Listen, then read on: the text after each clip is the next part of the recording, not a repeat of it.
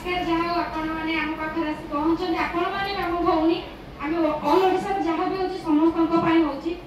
गोटे कथा होची 12 वर्ष ला जहाँ पे लड़ाई करी आछन से होची सुभाष सिंह सर और सबुठे बड़ कथा आम पाई आपण माने जहाँ भाबुचंती जे से आम पाई किछि करू नांती से होची नीरू दीदी जे कि से आम पाई लड़ाई करती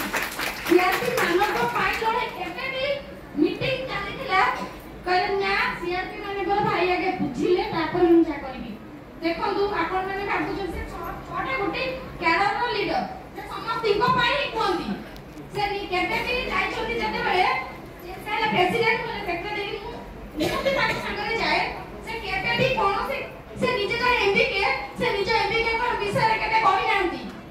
से सब माने सीआरपी कृषि मित्र प्राणी मित्र बैंक मित्र ताले जल्दी से जरे एमबी के भौनी ताको लैपटॉप का प्रॉपर एमबी के भौनी की मिली थाका बैंक मित्र भौनी के मिलिला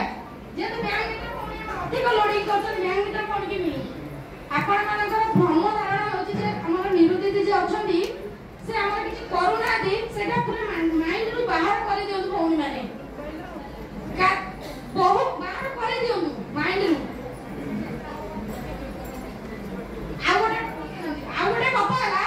जेते बेले हमर मिशन शक्ति रे गाइडलाइन आसिला मिशन शक्ति रे गाइडलाइन रे आसिला तो सत्य बस आउ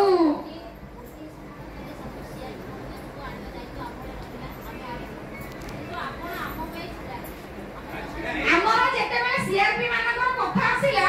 सेते बेले आमे मिशन शक्ति भवन जाई थाबी के लकी दीदी आपण आसुनी मडी गोटे कहूची गोटे भलो पॉइंट कहूची आमे जेते बेले मिशन शक्ति भवन जाई थाउ हमर नीरू दीदी जाई थाती मु जाई थाए मोहन दीदी जाई थाए कनुजा दीदी जाई छथि हमर तीन चार आ भी जाई थानी से सेते बेले कहि देले जे हम सप्तम पास पिला के गाड़ी दबु आ बस को लोक के गाड़ी दबु सेते बेले मेयर सुभाष सिंह हम थिले निरुपमा ना थिले सेठी भक्त के बसी पड़िले करे जे पर्यंत लेटर बाहर करना थी पुणे गाइडलाइन रे जो भौनी अछथि से रहिबे आ जो भौनी नुआ रहिले ताको पई गाइडलाइन बाहर करनु जो माने पुणा भौनी सेई माने रहिबे निरुपमा ना दे सुभाष सिंह साहब कहचली आज समस्त पड़ी पड़ी जाय थाले आपण माने तो भाबु छथि तो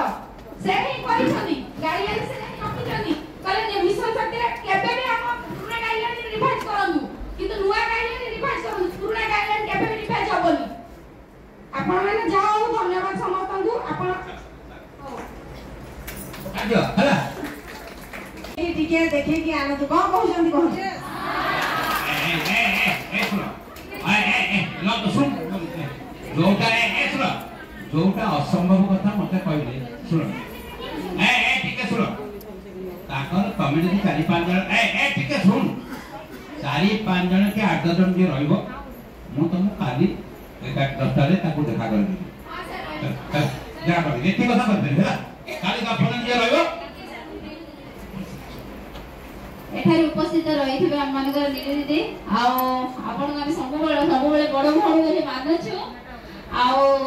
आपणकर मन दुख होय त हेई पारि थाए आमे केते बेले बाद विवाद रे आमे ने किछि कहि नै थाउ किंतु तथापि दीदी आमे हमनकर जो मन रे जो कष्टले रहुची प्रकृत रे देखिबा को गले जते कष्ट आमे माने सम्मुखीन करूछु आ आज रे डेट रे जहा भी दरमा डिक्लेरेशन आमे मन छोइनी प्रकृत रे देखिबा को गले आमे जते बेले हिसाब करबा आमे किछि मध्ये प्राप्य पाइ पाबु किछि न